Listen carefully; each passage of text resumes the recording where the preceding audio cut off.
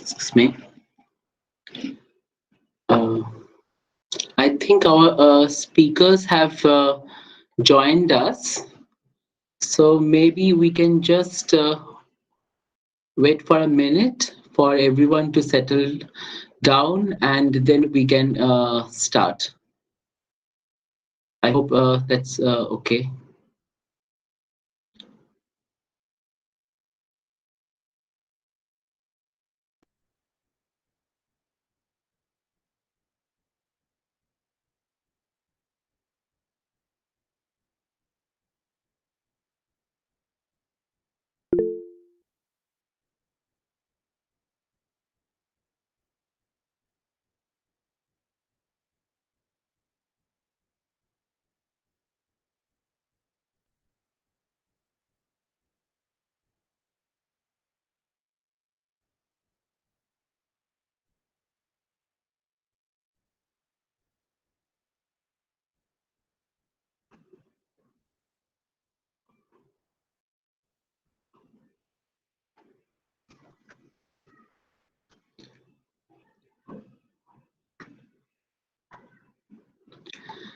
I think we can start now. So, good afternoon, everyone, and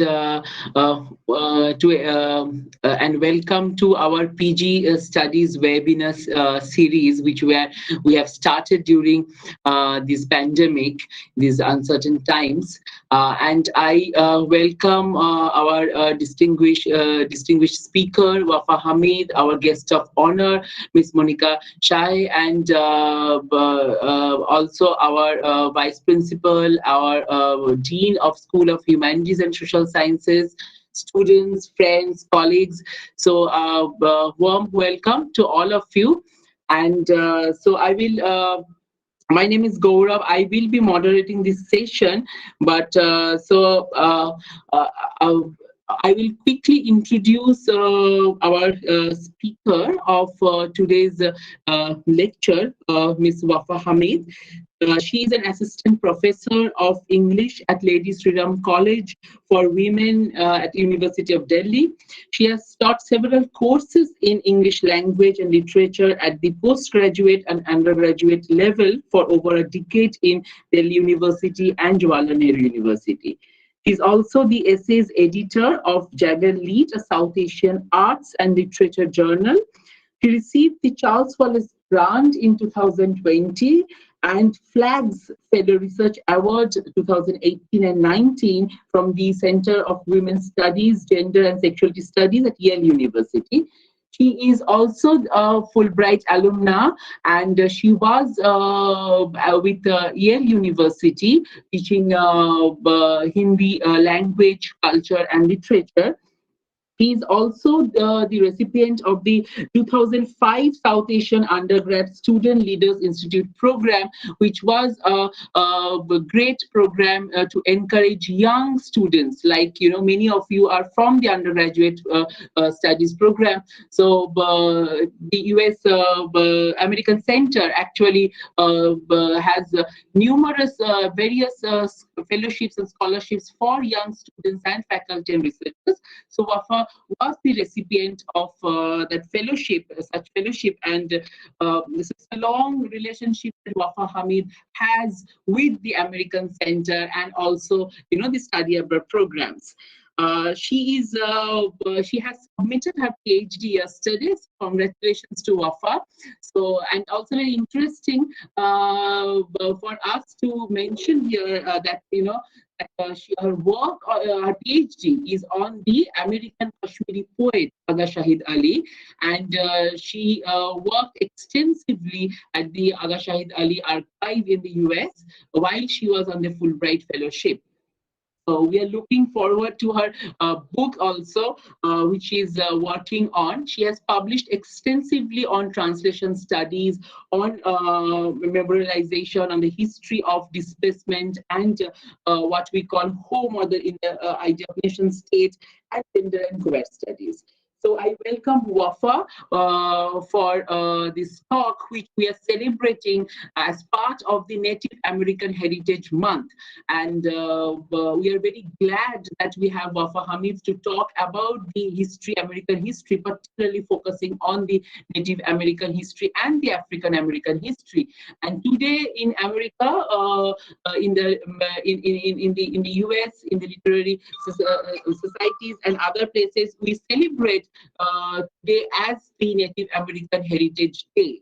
So we are very glad to organize a program like this. I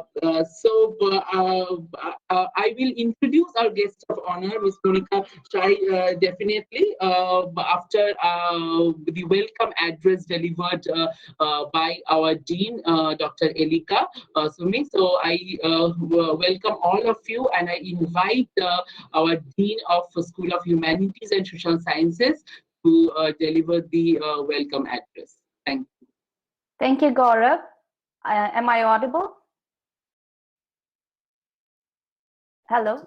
Yes. Yes, you are. Yes. Okay, great. Thank you, Gaurav, for introducing our speaker for today, Ms. Wafa Hamid. And greetings from Tetso College, Nagaland, everyone. We are also fortunate to have with us Ms. Monica Shri.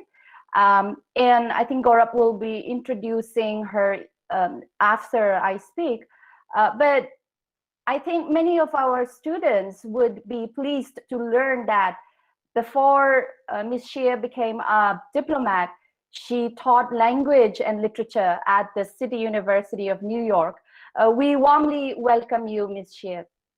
This relationship between Tetso College and the United States dates back to 1983-84, when our principal, Dr. P.S. Lauren, was one of the first Nagas to be awarded the Fulbright Scholarship through the USIEF.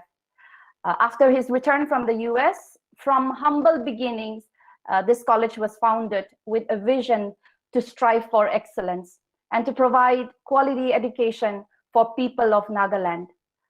This year, also being our 25th anniversary, has been a remarkable year, no doubt. Despite the initial challenges faced, we are fortunate to have a seamless transition to online learning and providing support to our students, even those who are in the remotest part of Nagaland. And today, many of us are joining us from different parts, different districts of Nagaland. So our principal could not be with us here for this event as he is undergoing medical treatment. Despite this, Sir's original vision for excellence is carried on, and the college community is honored to collaborate with you on this auspicious occasion of Native American Heritage Day. We are especially thankful to our consul, Ms. Shri, and our speaker, Ms. Hamid. We hope that this will be a start to a long and fruitful relationship between Tetso College and USIEF. Without further delay, I give the time to Gaurav and our speaker to take it forward. Gaurav, thank you. Thank you, Dr. Asumi. So I will now invite our guest of honor, Ms. Monica Shri, and but before she interacts with us and tells us more about the fantastic work that the American Center and the USIF do in the country, I will just quickly introduce her. She is the Consul for Public Affairs and Director of the American Center at the US Consulate in Kolkata. She's also responsible for press relations, cultural affairs, and educational activities that articulate US foreign policy and promote greater mutual understanding between the United States and India. Prior to coming to Kolkata, Ms. Shri served at the US Mission to the United Nations in New York. Other diplomatic assignments include the US Embassy in Dhaka, Bangladesh, US Embassy in New Delhi, and the Bureau of South and Central Asian Affairs Office of Press and Public Diplomacy at the US Department of State in Washington, D.C. Before she became a diplomat, as Dr. Asume already mentioned, that she taught language and literature at the City University of New York. She is accompanied to Kolkata, City of Joy, by her daughter. So a very warm welcome, ma'am, and I invite you to deliver the address. Thank you. Thank you, Gaurav, and also thank you to Dean Asume for recognizing a fellow teacher and education professional, which is always my great love. So it's a real honor to be here. I'm really happy that you invited me. Here at the American Consulate, we just celebrated a very quiet and low-key Thanksgiving due to COVID. But you know, this talk comes at a wonderful time, celebrating Native American Heritage Month, right at the time of Thanksgiving, and it's an important time for Americans. So I'm really happy to join you. This is kind of the perfect way to fill out the Thanksgiving holiday. And I think, despite all of the struggles, there is a lot for us to give thanks for. The U.S. Consulate Kolkata, you may be aware, you may not, serves 11 states of Eastern and Northeastern India, including Nagaland. So we are your American consulate. Recently, with its key location as part of the Indo-Pacific corridor, the Northeast has garnered increased attention in the U.S.-India bilateral relationship. So the U.S. Consulate and the American Center have been reaching out to the Northeast in many ways that we have been doing, but also in new ways, including through the recent launch of a very high-profile program called the Academy of Women Entrepreneurs, which will equip 150 selected women from the Northeast, including Nagaland, with online courses, local mentors, and a global network to upscale their businesses. You might have seen coverage of this launch in newspapers across the region. While I was there listening to the women, I was most impressed by the fact that the businesses were designed to give back to the community. And the ideas included many that were environmentally sustainable and that celebrated the indigenous products and culture of the region. Another way that we are reaching out is through our Fulbright and Education USA advisement sessions and seminars. Although our American Center here in Kolkata is closed, our Education USA Advisement Center continues to offer free seminars and advice on how to study in the United States, including how to select a university, how to finance your education through scholarships or other ways, how to apply to various colleges, tips on your visa interview, and also how to prepare for your departure. Indians, as you may know, make up about 18% of all international students to the United States, surpassed only by China.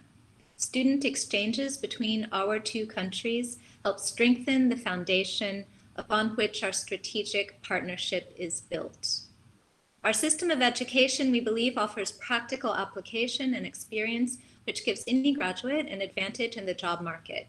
We want to help Indian students with credible and official information on studying in the United States, and that's why we have 7 Education USA Advisement Centers across India, including the one in Kolkata, and a free mobile app called Education USA India, which is available on iOS and Android. So lastly, I want to say a few words about Fulbright. In 1950, Prime Minister Nehru and US Ambassador Henderson signed the initial agreement that established the Fulbright program in India. For 7 decades, the Fulbright program has supported academic and cultural exchanges for approximately 20,000 citizens of India and the United States, Indians going to the US and Americans coming to India. This year, we are proud to celebrate the 70th anniversary of the Fulbright program. Senator Fulbright explained that these exchanges are not merely, and I quote, one of those nice but marginal activities in which we engage in international affairs, but rather, from the standpoint of future world peace and order, probably the most important and potentially rewarding of our foreign policy activities. I agree wholeheartedly with Senator Fulbright. U.S. State Department leadership continues to believe in the value of education exchanges, and we are happy that these exchanges have brought about this talk today by Fulbright alum Wafa Hamid, organized by another Fulbright alum, Gaurav Ghosh. Thank you both for continuing the tradition of cultural and intellectual exchange between our two countries.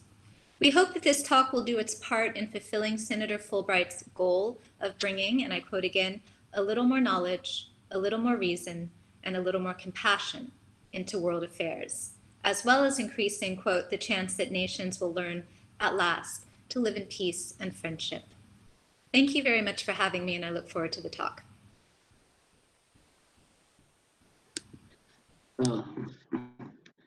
Thank you, Ms. Shri, and it was quite informative, and I'm sure that once this pandemic is over, we will be able to access the American Center. American Center has a fantastic library in Kolkata. Like I know of only Kolkata and Delhi, and so our students will be extremely happy, I think, with what the information that they have received, and they will be inspired to join any one of the Fulbright or the USIEF programs, the fellowships. So thank you once again to find time and to come and address our students. So now I welcome Wafa Hamid to start her lecture, which is on a fantastic topic, which will be quite interesting and beneficial for our students, because both the undergraduate and the postgraduate students, particularly of Nagaland University, they have text, they study American literature quite extensively, the 19th century and 20th century American literature. So now I invite Wafa.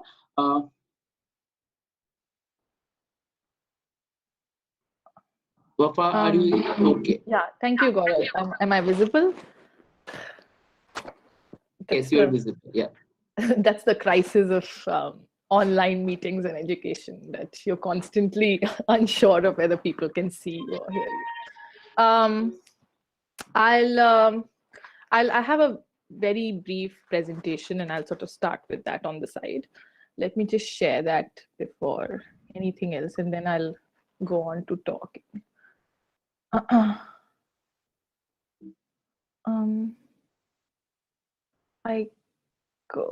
don't know if I can.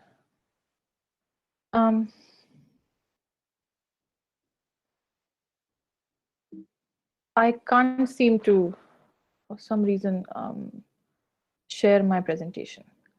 I have no idea if, have I been allowed to share a presentation? If not, I can of course speak. Wait, yeah, there it is.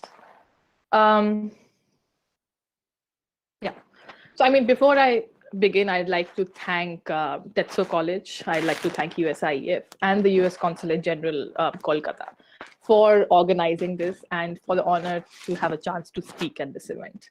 I'd also like to thank Ms. Monica Shri for being here and for gracing us with her presence. I would like to thank the director of the college, Dr. Elika Asumi, and of course, Gaurav for conceptualizing the entire event. I've had, as Gaurav said, quite a long association with Fulbright and the American Center. I started in 2005 when I was, I hadn't even passed first year undergraduate. So it's been over 15 years, and I've literally grown up with the American Center and the American Consulate as a presence, a very, very wonderful, encouraging presence in my life, which I'm really grateful for.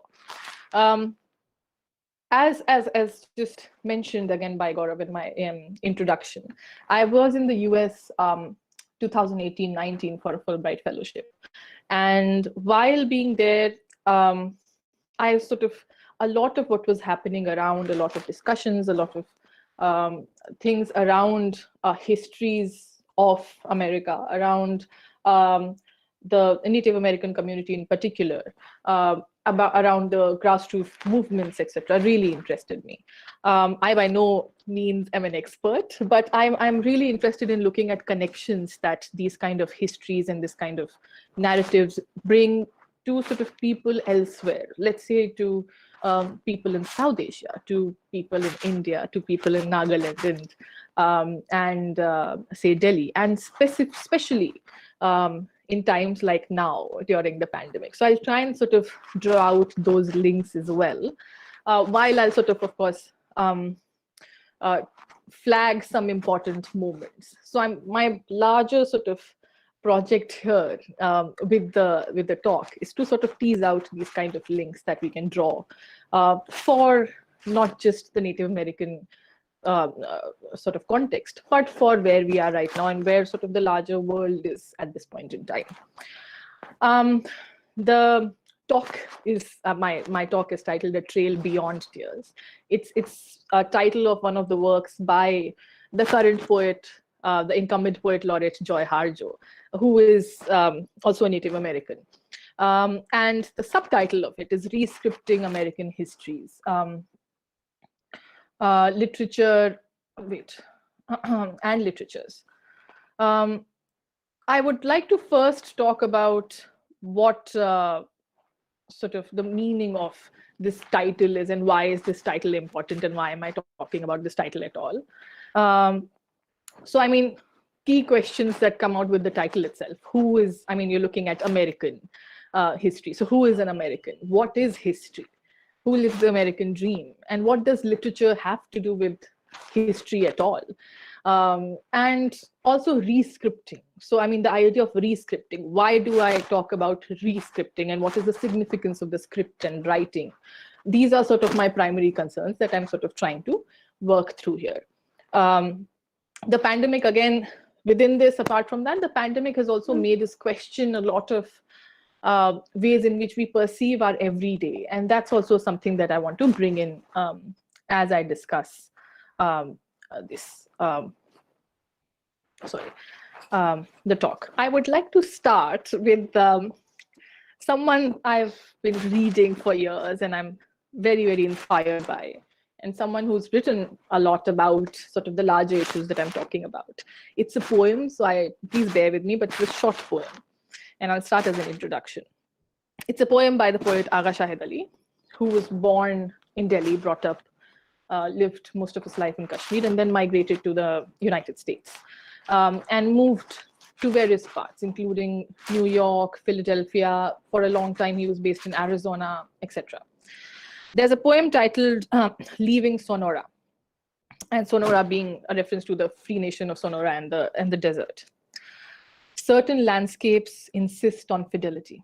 Why else would a poet of this desert go deep inside himself for shade? Only there do the perished tribes live. The desert insists always, be faithful, even to those who no longer exist. The Hohokam lived here for 1,500 years. In his shade, the poet sees one of their women, beautiful, her voice low as summer thunder. Each night she saw among the culinary ashes what the earth does only through a terrible pressure, the fire in minutes transforming the coal into diamonds.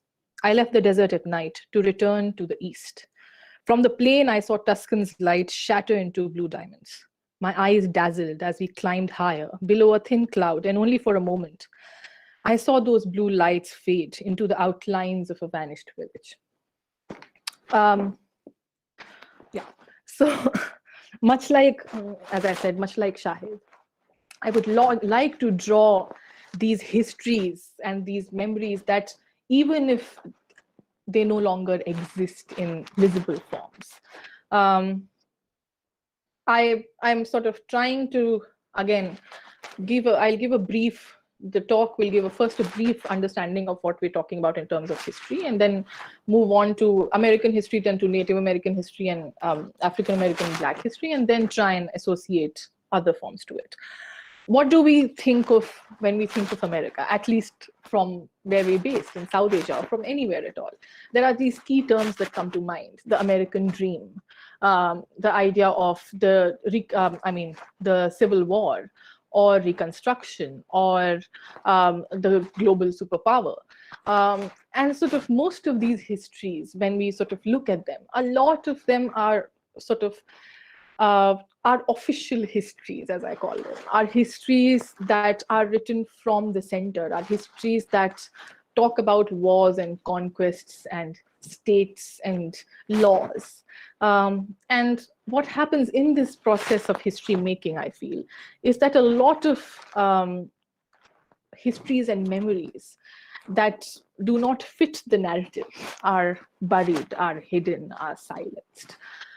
So the talk tries to sort of excavate these hidden histories, to try and look at histories not as only official documents and sort of not as a neutral existence, but as living memory. What happens when you sort of try and trace histories through an understanding of memory, through an understanding of margins, through an understanding of embodied living existence?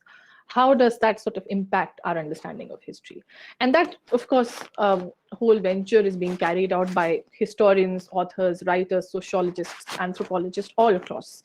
So on this, day of the Native American Heritage Day, I would like to sort of start by giving just a brief, very brief sort of background of what I'm talking about when I'm talking about American history. So most American history, I suppose the students in particular who the talk is for would know of, which is largely a history centered around, as I said, Columbus, and the building of colonies and the starting of, again, various sort of spaces, settlements, and then the moving on to independence, revolution, so on and so forth. So I take it as a given. And I want to sort of trace histories that are not talked about as often. I'd like to start by a statement. I believe that America is a nation of migrants.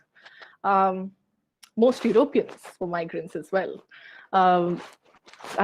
Most of the people who've come in now are migrants as well. So looking at that makeup of the nation as not really sort of a stable, pre-existing whole, but as something which is fluid, where sort of people come in and people explore the space and accept it, is what sort of also becomes interesting to look at in the current scenario in particular. Now, in terms of the Native American history, there are certain moments I feel that are really important, and I would like to sort of trace, just mark those, flag those before we move ahead. As I've talked about it, so the Native Americans were there before Columbus. So there is this sense of how did the Native American situation was dealt with? What do you talk about when you look at a history? And I'm not going sort of beyond the pre-modern times at all. I'm still trying to base myself in the modern era largely, and to look at sort of what has happened to these histories and existences and identities for that matter. So there are sort of various, over the centuries, America has implemented various approaches to deal with the indigenous people. There have been approaches like removal, reservations, assimilation, reorganization, termination, and finally today, in the present scenario, self-determination. And I'd like to talk about some of them. As the slide shows, one of the first approaches is that of removal, which was largely sort of more enforced in the 1830s to 50s. The Indian Removal Act in 1830 was initiated in sort of after the 1828 discovery of gold on the Cherokee land in Georgia. And a result of that was a whole lot of migration from a lot of European Americans who had settled there. And this led to sort of the act being instituted, which said that Native Americans had to relocate to the Trans-Mississippi West. And of course, like most places go, like most histories go, a lot of the stakeholders are very different from who we see as being impacted. Various sort of tribes, various nations within the Native American framework responded very differently to this. However, sort of the by and large sort of response to it was resistance and this kind of not being consulted over and defending your territory. Again, land is sort of a very, very important aspect of most tribes within the Native American people, and very different from how a lot of us see land as. It's not something you possess. It's not something which is a property. It's something which is sort of an integral part of your identity and existence and how you live with that. This is what led to what everyone knows as the Trail of Tears, which is where this movement of relocation to the larger West. Wait, I happen to have a map here. So this is a brief pictorial sort of understanding of what that movement led to. So you had over 60-70,000 people migrating, multiple deaths on the way, people starved, there were of course skirmishes, so on and so forth. And you're also sending people from what they understand as home. So I like to introduce one of my key preoccupations and sort of concerns here, the idea of home, especially within the pandemic, when all of us, most of us, I think, and all of us almost, are sort of relegated to the space of the house, or what we call as home. Home takes on a completely new meaning for us. It isn't necessarily always inviting. It isn't necessarily always something that you come back to and feel, relaxed. It's not necessarily always welcoming. And not because of people necessarily, because a lot of us, all of us are sitting, I'm not sure how many of us are sitting in offices. Most of us are sitting within the space of our houses and attending classes, attending meetings, organizing conferences and talks. So the idea of the home takes a completely new meaning. I call it unhoming, this idea where the home doesn't necessarily feel or sort of work along with usual notions of the home, where the home becomes a contested site, where it's no longer, as I said, something which is a safe space or a space to be relaxed.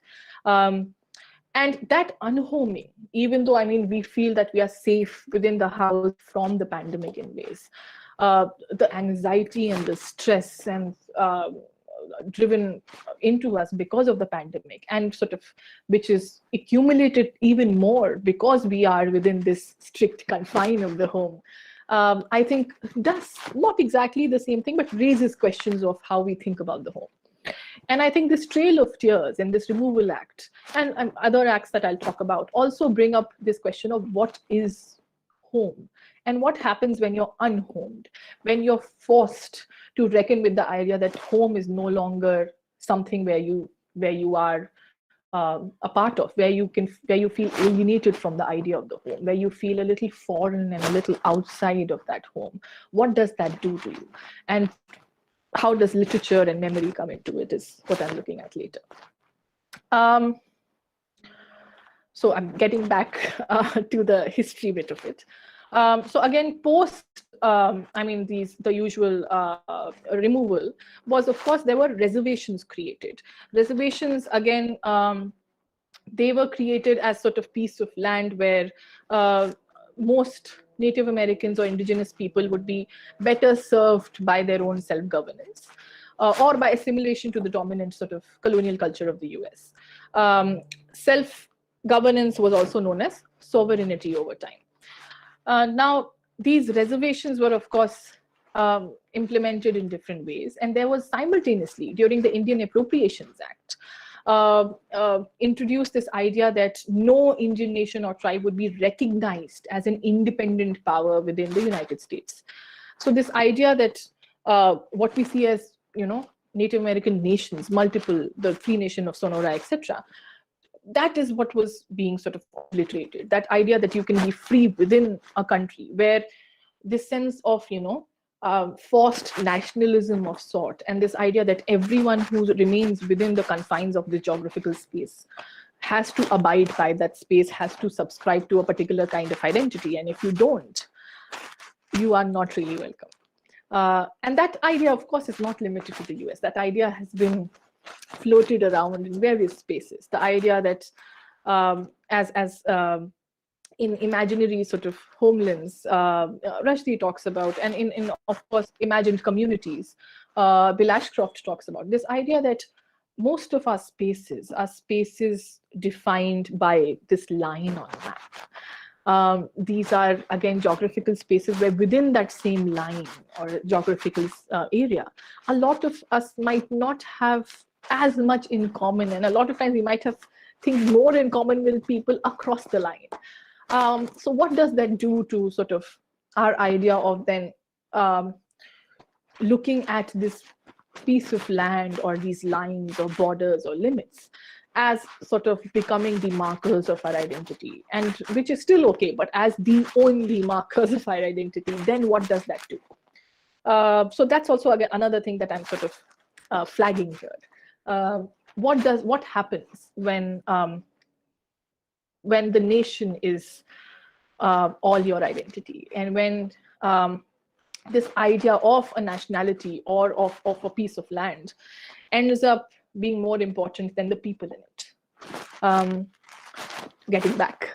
So the simultaneously with the Indian Appropriation Act, right after that was the Dawes Act, which sort of again allowed the federal government to break up tribal lands by partitioning them into individual plots and selling them. And this is sort of one of the posters from the archives, the National Archives, that I've taken, talking about the Indian land for sale, get a home of your own, perfect title, possession within 30 days. Which again, as I say, is something that a lot of us seem very familiar within the current context. After that, you have, again, another important phase, and which I think is really important in terms of educational institution and the role of education and literature, etc., and highlights that more than anything else, is this understanding of assimilation. And one of the sort of key phrases that sort of keeps coming up is "kill the Indian to save the man." The idea of assimilating into the culture, whatever that might be, of America. And that entails multiple sort of kind of movements. That there are, I think, 4 clear sort of movements as part of that. One is, of course, the boarding school system, and I'll talk about that. Another is, again, going back to that allotment, where allotting lands to people all across the board, reorganization, and termination. The important bit that I want to focus here is the boarding school or the education system. And a part of that is the Indian Civilization Act of 1819. That came in earlier, and then you move on further. So it encouraged sort of activities of benevolent societies in providing education, and education again in quotes, for Native Americans, and authorized an annuity to stimulate the civilization process. And one of the examples of, what it did was that a lot of Native Americans were compelled by law to send their children to these institutions.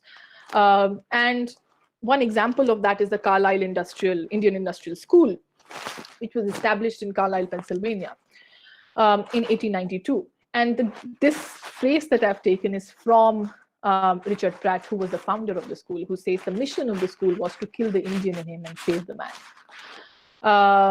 And this, again, idea came in with this sense that, the way to make the indigenous people American was by divesting them of their own cultures. And to sort of, again, there were a lot of times students had to only wear certain kind of uniforms. Their hair had to be in a certain style. There was a certain kind of education they were given in terms of what they read, what religions they talked about, so on and so forth. And over time, of course, that has been contested and changed and modified.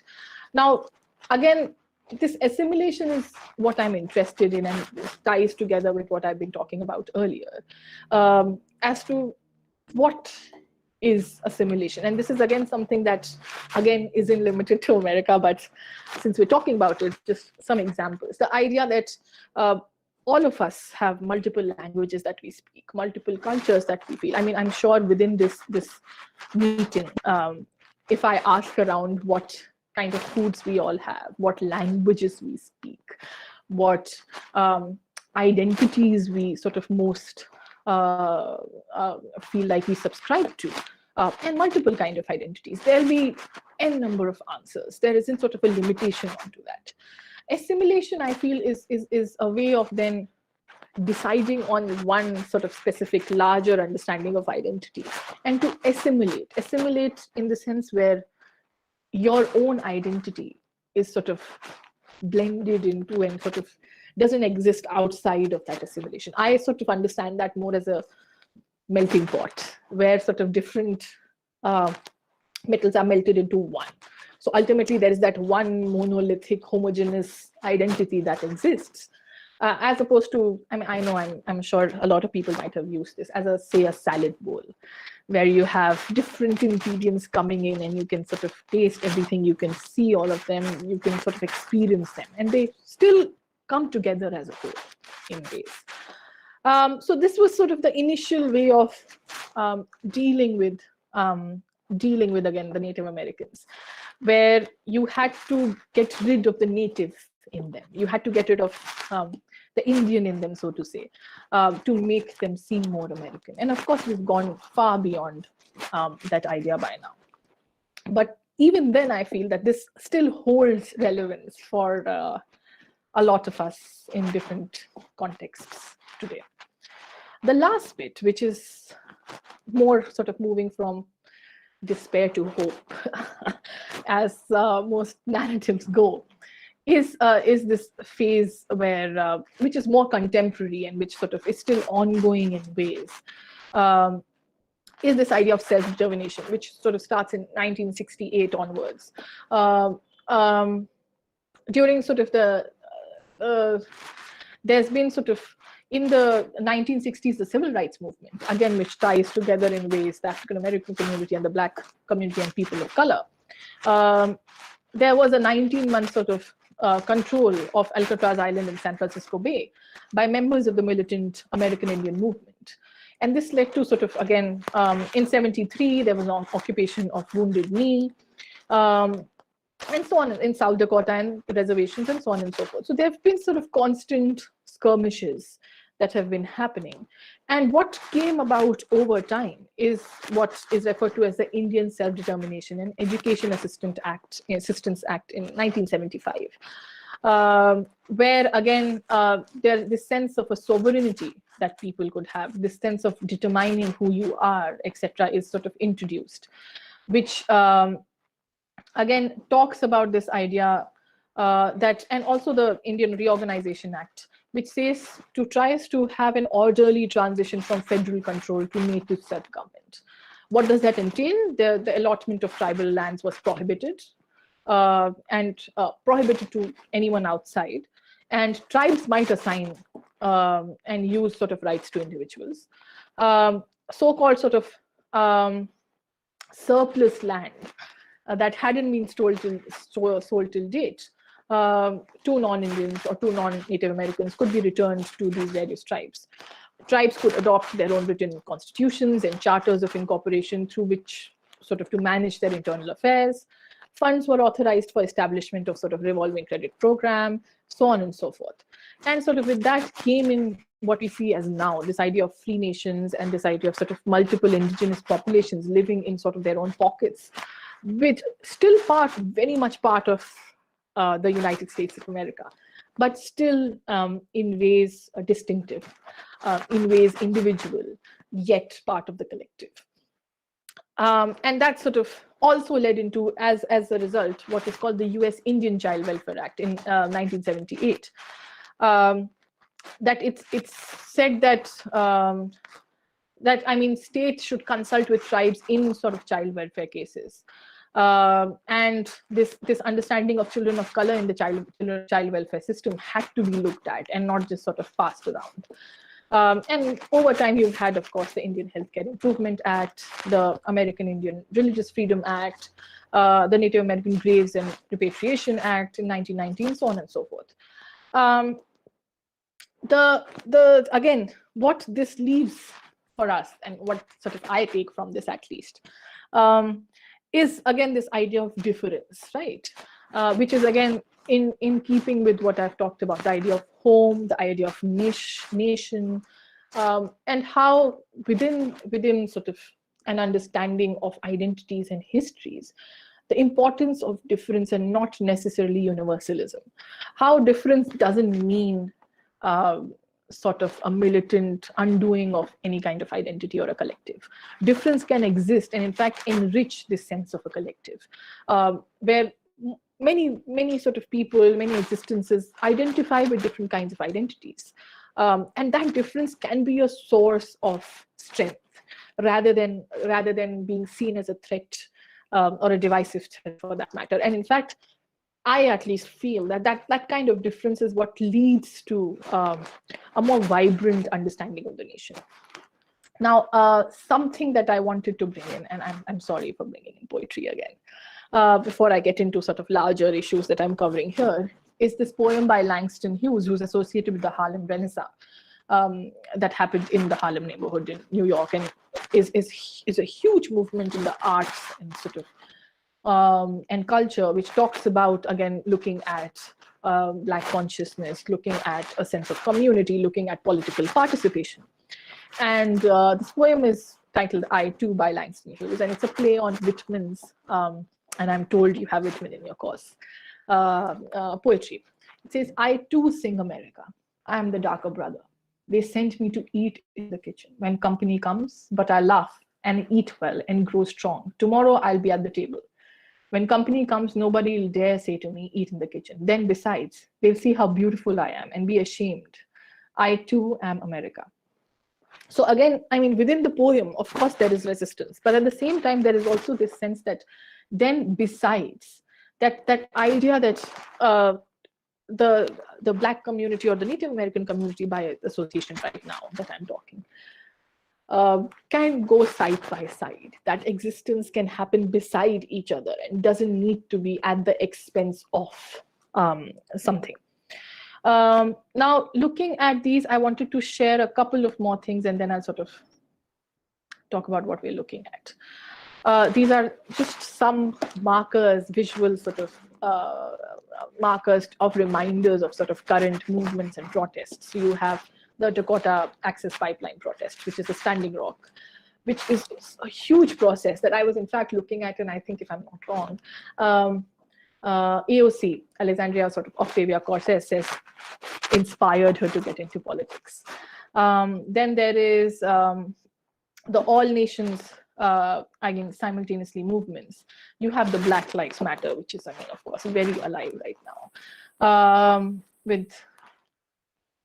And one bit with which I'll sort of try and sum up my larger concerns is a sort of a brief view at what life has been like for a lot of people. And this is a poem titled Evolution by Sherman Alexie. Buffalo Bill opens a pawn shop on the reservation right across the border from the liquor store, and he stays open 24 hours a day, 7 days a week.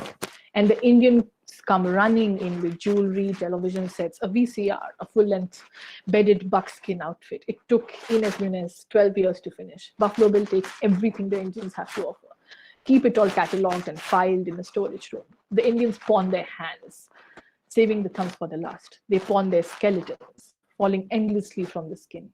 And when the last Indian has pawned everything but his heart, Buffalo Bill takes that for $20, closes up the pawn shop, paints a new sign over the old, calls his venture the Museum of Native American Cultures, and charges the Indians $5 a head to enter.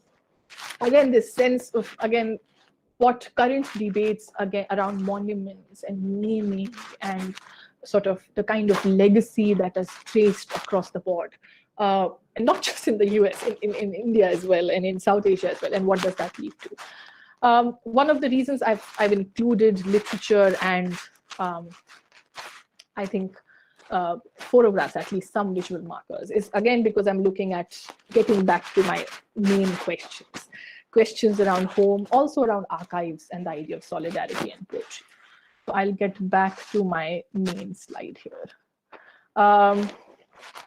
Rescripting American histories in literature.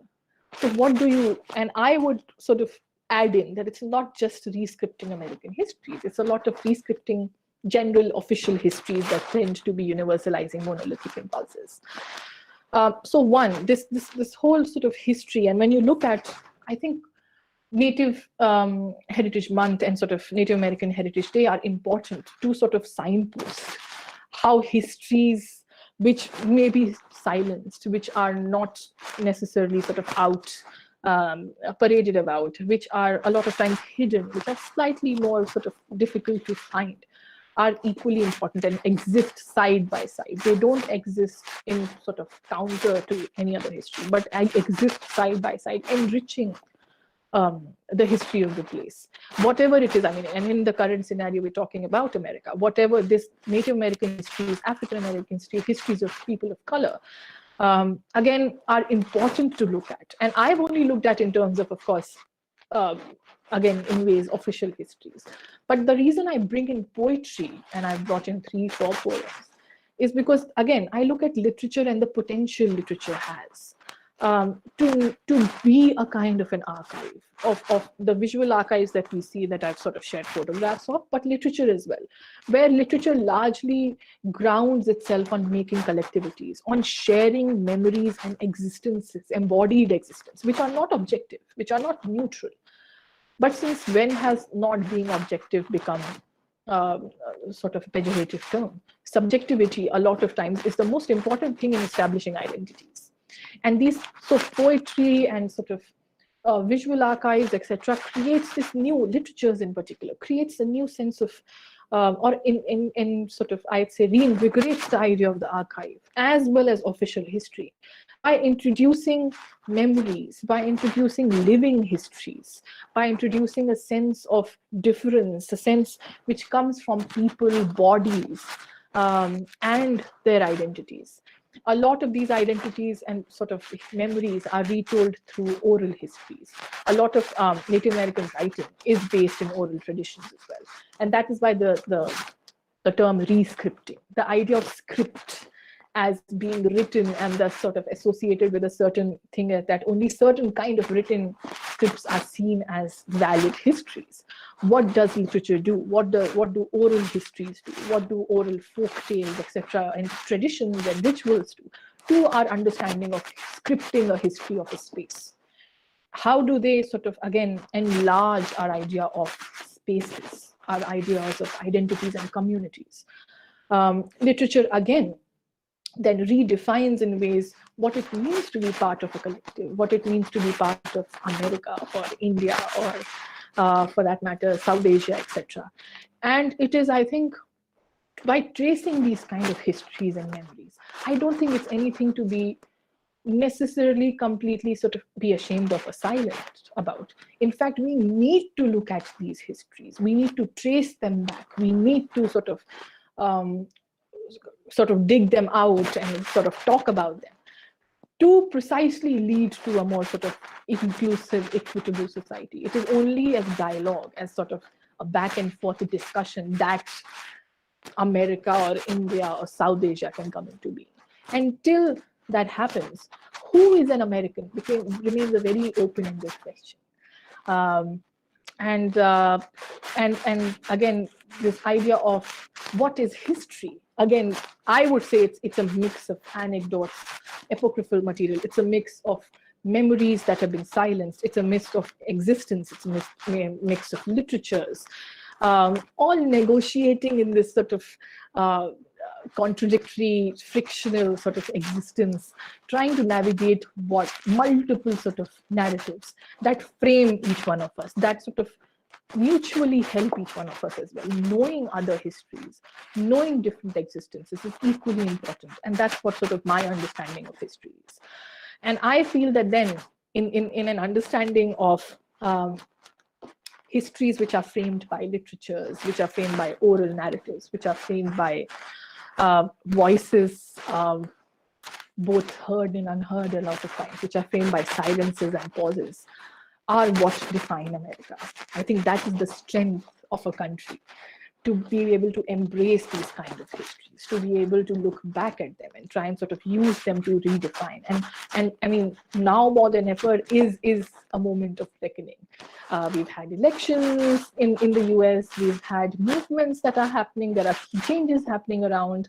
And I feel, I mean, I'm hopeful. I'm hopeful that much like the US, elsewhere as well, this coming up of literatures and movements and people and collectives redefines what the home means. The home, not only in terms of sort of the private four walls of the house, but the home that most of us associate ourselves with these pieces of land, with communities, with identities, and with collectives. Thank you. I hope it made sense. Thank you, Wafa. It was a great lecture, and it's nice to hear you talking about the American history. So, if you have any question, if anyone has any question, please raise hand, or you can unmute yourself, or you can write in the chat box. We have a few minutes in hand, so we can just take maybe a couple of questions.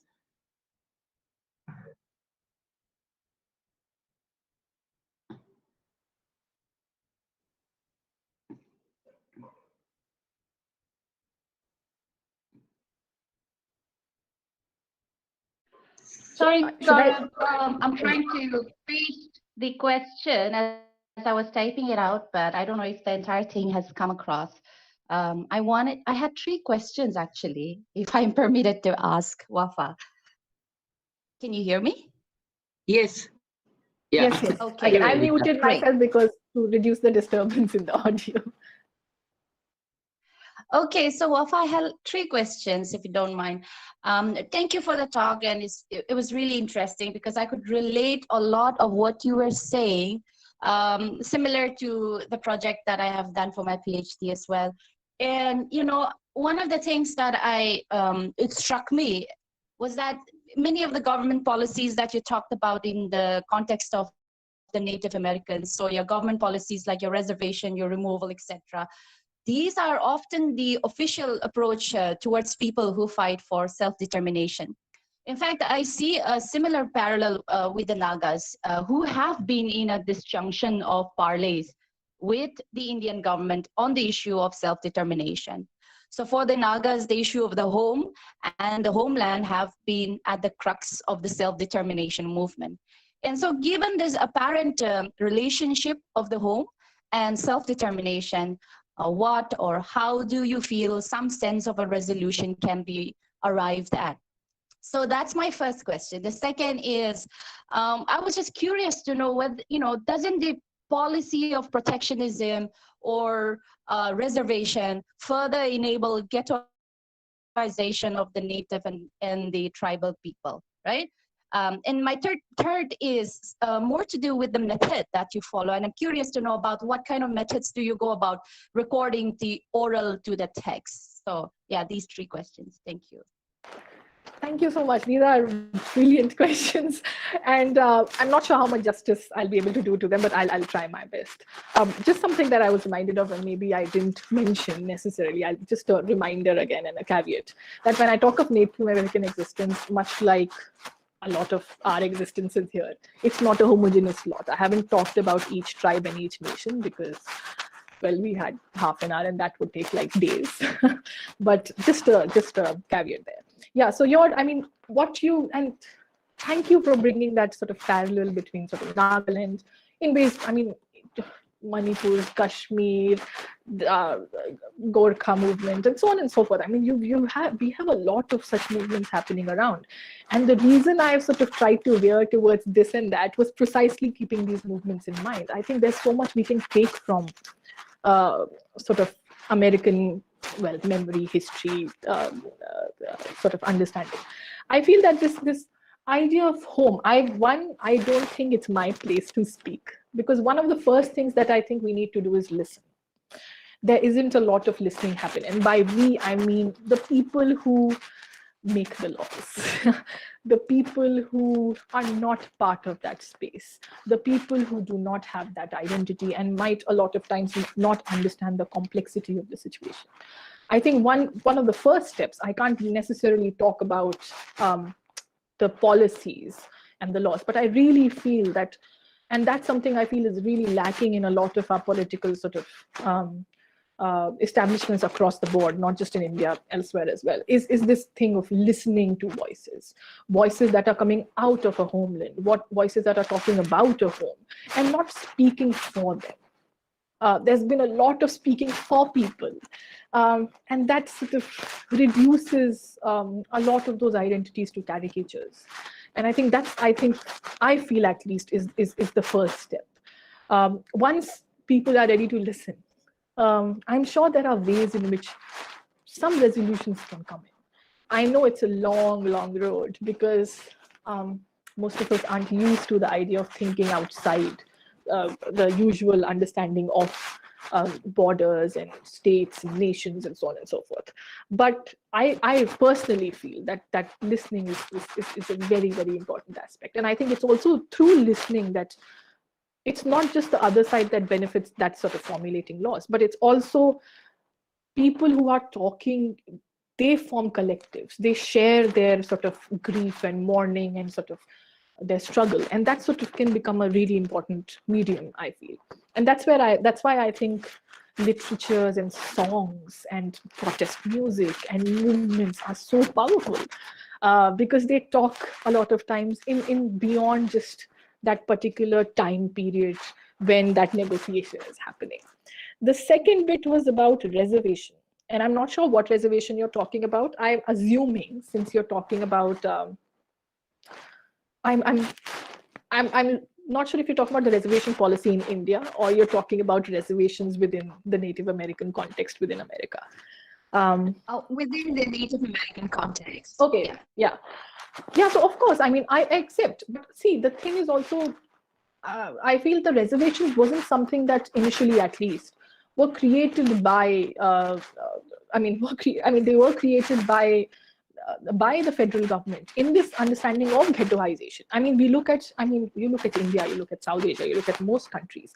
Ghettos are typically places where minorities and sort of communities who are underprivileged financially, otherwise, are forced into. That is why they become ghettos. They become ghettos because of class dynamics. They become ghettos because of religious dynamics. They become ghettos because of caste dynamics or whatever. So I mean, that's a policy that's used across, again, the spectrum in different ways, and definitely it doesn't help. What I find interesting is there's this story by Leslie Norman Silko, the man who would bring the clouds, if I'm not wrong, and this idea then of syncretism, of looking at landscapes as not sort of, as I said, possession, but as landscapes which define you in ways in which you can bring in influences in rather than saying this belongs to me, is interesting for me in that understanding, because I'm also looking at the current sort of post-reservation era and sort of how that is being worked through by a lot of historians and literary sort of authors, etc. Your third question is something I have completely missed. If you don't mind, could you just repeat that in a minute? Yeah, you were talking about Hello? Recording. So these two questions The oral tradition of the Native Americans, and you're thinking in terms of archiving as well. So I was curious to know about. Thank you. So I'm for my work. My work is largely based in poetry, but what I've done, at least in my PhD, which I hope is good enough, is this understanding of redefining the archives. We need to really think back at archives. Mostly what we see as archives, and archives lead to a lot of history making and historiography as well, are spaces which are supposedly neutral, are spaces which record, document, and so on and so forth. What also happens simultaneously in the idea of the archive, especially within official archives is what I'm looking at, is that a lot of things, people, experiences are reduced to just that document. What's also important is who documents. The idea of the archive comes from, as Derrida talks about, this idea of origin and authority. So, I mean, there is, I feel, at least in a lot of ways, and a lot of research, current research, I think is doing that in everyday life in multiple fields. Is this then redefining what an archive means? There's this idea of archive of feeling, counter archives, etc., where you have visual, again, portraits, family portraits becoming a part of the archive. You have that Toni Morrison had worked for the Black Book, which sort of comes to mind. There is the idea of, again, stories. There is the idea of Folk So Sparrow, I think, which is a feminist organization based out of Mumbai for most part. What it does, it looks at folk tales and stories that are passed on from generations as part of an archive. It looks at the drawings that women make in the house as part of an archive. It looks at, again, cultures like dance forms and forms of sort of celebrating different aspects of rituals, etc., as part of the archive. And I think we need to get back to this understanding of the archive. We need to, I mean, not that it's completely lost, but we need to bring that in even with more force of sort of enriching an archive with something which is not necessarily only records and documents, but which also looks at the everyday, which looks at, I'm reminded of this poem by Joy Harjo, where she talks of the kitchen table as the center of existence, where the kitchen table is an archive, where what happens, the conversations happen that happen around the kitchen table can be an archive. So I've tried in ways to do that, to look at anecdotes, to look at experiences, to look at poetry, to look at these minor actions, to recipes, something as simple as food, as a kind of exercise in history making and historiography. And I think that's sort of, in my understanding, again, I think really sort of can enrich and reshape and redefine and reclaim the archive in a lot of ways. Thank you. Thank you for the wonderful questions. So I think that yes, thank you, Elika, for asking such exciting questions, and thanks to Wafa to answer them. So now we are already past 2, and we are supposed to end it by 2, and we have Miss Monica Shai with us, and she's quite busy, and she's found the time to come and talk to us. So I will not keep all of us waiting, and I would just end by before thanking all of you. I would also like to share a very small anecdote, is that the Fulbright program, when you go on a program like Fulbright to the US, the whole idea is also to know about the US history, to learn about the US history. And when I was placed on, under the Fulbright program in the University of Notre Dame, and one day we heard the protest, something called the Anti-Columbus Day. And though we were quite acquainted with the Anti-Columbus Day and all this thing, but and the contested history, but we saw a lot of Native American students and supported and by the African American and the South Asian students joining that protest. And I also happened to join it. And I heard the students talking about the Native American histories, and that was quite an eye-opening for me. It was a very enriched experience for me.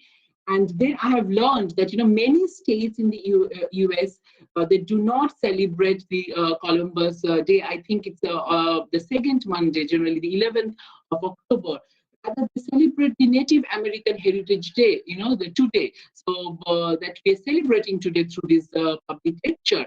And Wafa mentioned Dakota, and South Dakota is one of those states which actually refuse to celebrate the Columbus Day and rather celebrates the Native American Heritage Day.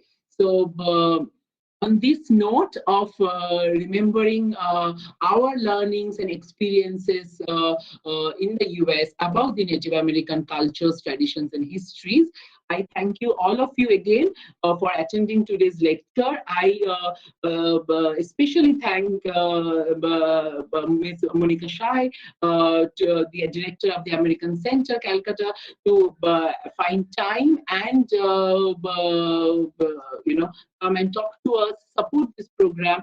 And I would also like to take this opportunity to thank the USIEF staff, particularly Shevanti from the Calcutta office and Sudarshan from the Delhi office, who have been constantly helping me and all of us to organize programs like this.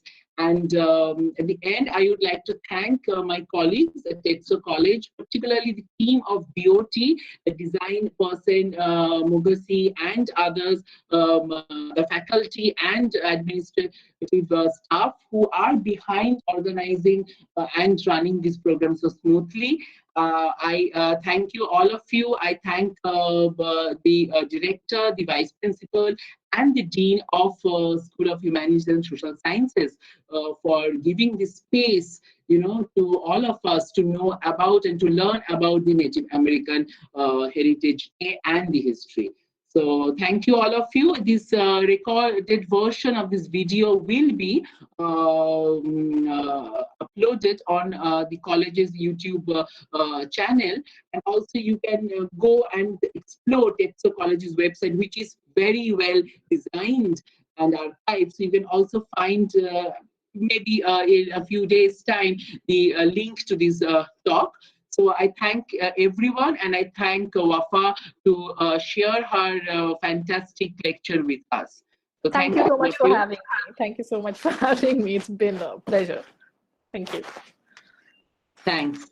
Okay, everyone stay safe and have a nice weekend. Bye.